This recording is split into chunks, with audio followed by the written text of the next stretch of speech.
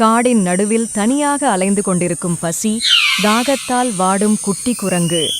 ஒரு காலத்தில் ஒரு அடர்ந்த காட்டில் பசி, தாகத்தால் வாடிய சிறிய குட்டி குரங்கு இருந்தது.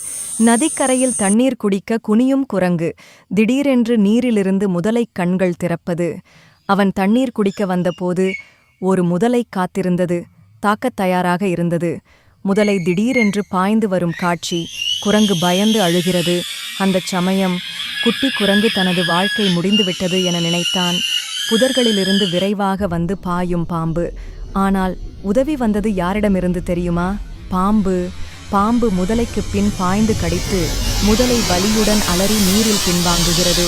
அந்த பாம்பு தன் உயிரையே பணயம் வைத்து குட்டி குரங்கின் உயிரை காப்பாற்றியது. அதிர்ச்சியுடன் நடுங்கும் குரங்கு கண்ணீர் மல்க பாம்பை நோக்குகிறது.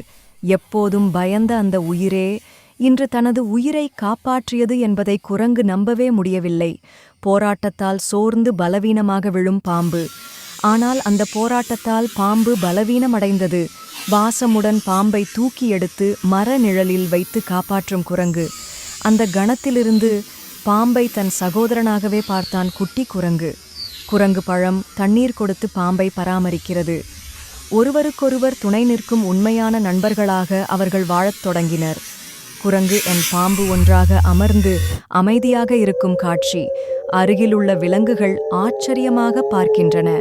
இவ்வுலகத்தில் பயம், அச்சம் எவ்வளவோ இருந்தாலும் குரங்கு என் பாம்பு காட்டியது போல உண்மையான நட்புக்கு எல்லை கிடையாது.